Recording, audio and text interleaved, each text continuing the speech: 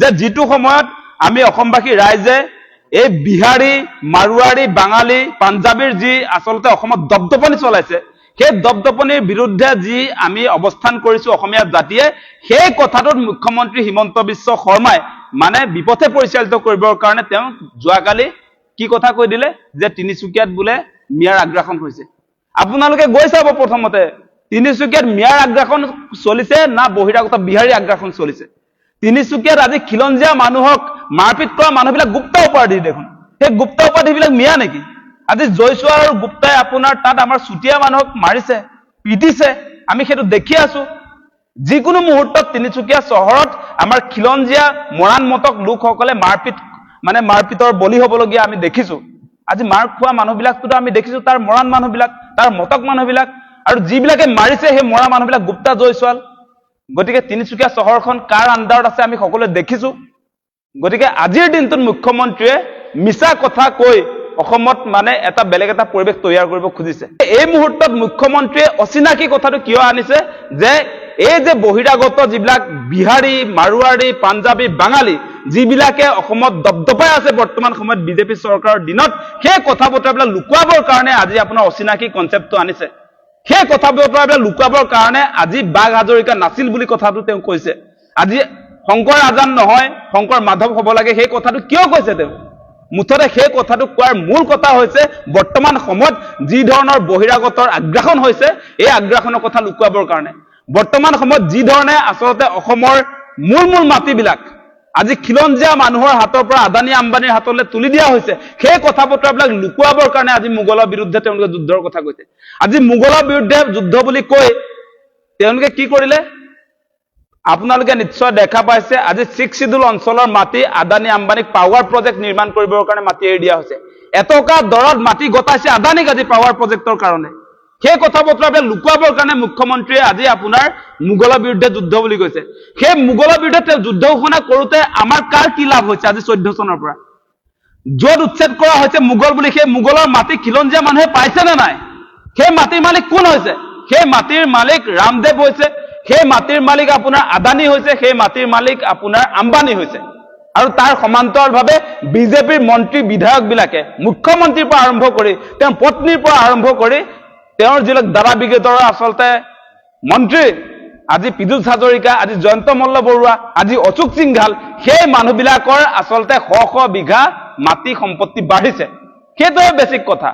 আজি মুখ্যমন্ত্ৰীয়ে মোগলৰ বিৰুদ্ধে যুদ্ধ ঘোষণা কৰিছো বুলি কৈ অসমীয়া খিলঞ্জীয়া মানুহৰ মাটি তেওঁ নিজৰ নামত আনিছে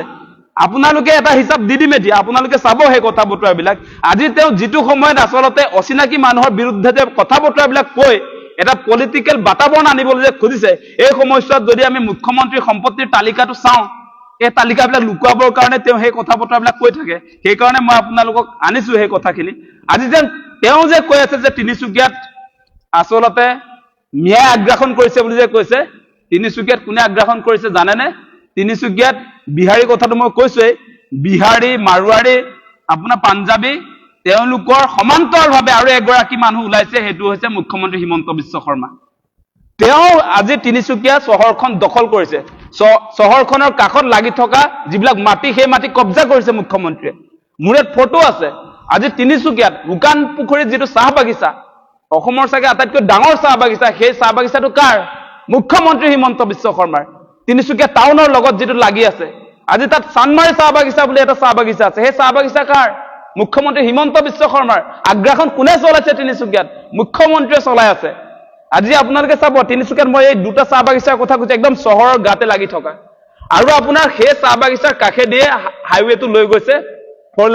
ফ'ৰলেন যুক্ত যিটো হাইৱে আৰু তেওঁ তাৰ ক্ষতিপূৰণো আপোনাৰ কোটি কোটি টকাত সৰকাইছে কেনেকুৱা মানুহ সেইজন সেই কথা বতৰাবোৰ লুকুৱাবৰ কাৰণে আজি অচিনাকি কনচেপ্ট তেওঁ মানুহৰ মাজত আনিছে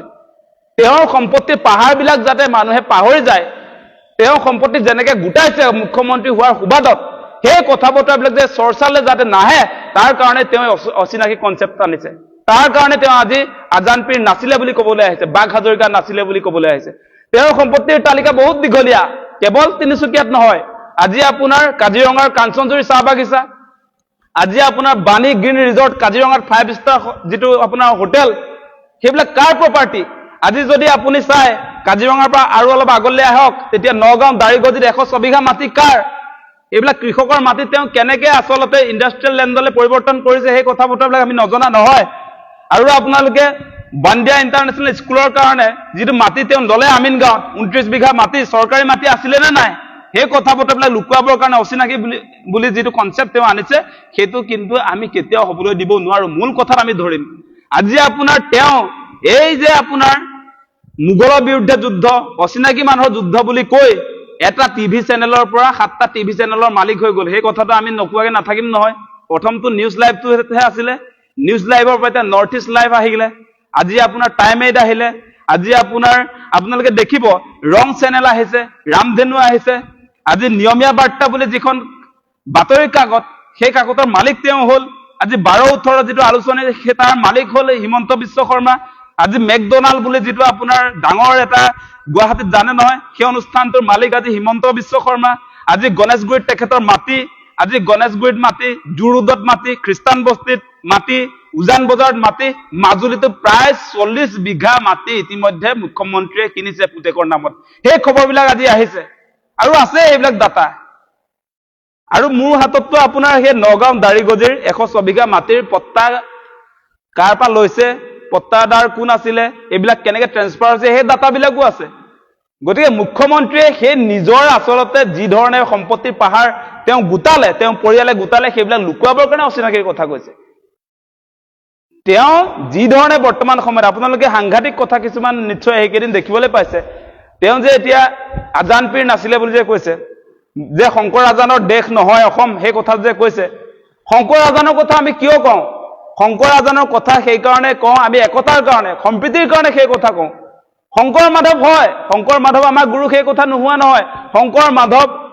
আমাৰ শংকৰদেৱৰ শিষ্য মাধৱদেৱ। গতিকে শংকৰদেৱ মাধৱদেৱ যিটো ধৰ্মৰ মানুহ, তেওঁলোকে এটা লাইনৰ। গতিকে আমি আজান পীৰৰ কথাটো কেলে আনিছো? তাত সম্প্ৰীতিৰ কাৰণে আনিছো, আমি একতাৰ কাৰণে আনিছো, গতিকে ভাতৃত্ববোধৰ কাৰণে আনিছো। সেই কথাবিলাক আজি তেওঁ আপোনাৰ বিপথে পৰিচালিত কৰিবৰ কাৰণে, মানুহৰ মনত বেলেগ এটা আপোনাৰ সাম্প্ৰদায়িক এটা চেণ্টিমেণ্ট মগজত ছেটিং কৰিবৰ কাৰণে সেই কথা বতৰা আহিছে। আমি শ বছৰ ধৰি আজি শংকৰ আজানৰ কথা গম পালো, আমি সমন্বয়ৰ কথা পাতিলো, গোটেই শংকৰদেৱে নিজেও আৰু আপোনাৰ শংকৰদেৱৰ সমান্তৰালভাৱে আজান পীৰে গোটেই অসমখনত সম্প্ৰীতিৰ বাতাবৰণ তেওঁ তৈয়াৰ কৰা নাছিলে জানো? সেই কথা বতৰাবিলাক আমি পাহৰি যোৱা নাই। আজি আপোনাৰ অসম বুৰঞ্জীৰ পৰা তেওঁ বাঘ হাজৰিকাটো নাই, সেইটো কাল্পনিক এটা চৰিত্ৰ বুলি ক'বলৈ আহিছে। আমি ক্লাছ 1ৰ পৰা মাষ্টাৰ ডিগ্ৰী কৰিলো, আমি বুৰঞ্জীৰ কিতাপবিলাকত বাঘ হাজৰিকা পঢ়ি আহিলো, বহুত প্ৰশ্ন কাকতত উত্তৰ লিখি আহিলো যে বাঘ হাজৰিকাৰ আচল নামটো কি, ইছমাইল ছিদ্দিকী বুলি আমিতো তাত আপোনাৰ নাম্বাৰো লাভ কৰিলো সেই প্ৰশ্ন উত্তৰটো দি। এতিয়া মুখ্যমন্ত্ৰীয়ে তেওঁ নিজে দীৰ্ঘদিন শিক্ষামন্ত্ৰী হিচাপে আছিলে কংগ্ৰেছৰ দিনত, সেই সময়ছোৱাত কেলে আমাক নম্বৰ দিলে তেনেহলে? সেই বুৰঞ্জীবিলাক যদি ভুৱা আছিলে, মিছা আছিলে, সেইবিলাক কিয় আপোনাৰ স্কুলত পাঠদান কৰিবলৈ দিয়া হৈছিলে? এনেকুৱা কথা কৈ এতিয়া নতুন হিষ্ট্ৰী তেওঁ তৈয়াৰ কৰিলেও সেইটো কোনেও গ্ৰহণ নকৰে। সেইটো হিমন্ত বিশ্ব শৰ্মাৰ সেই যিটো চেলা চামুণ্ডা সিহঁতে গ্ৰহণ কৰিব। তেওঁ যিটো হিষ্ট্ৰী লিখিব, এতিয়া যিটো বুৰঞ্জী লিখিব, যিটো ইতিহাস লিখিব, সেই ইতিহাস অসমবাসী ৰাইজে নপঢ়ে। মইতো ফালি পেলাম সেইটো ইতিহাস।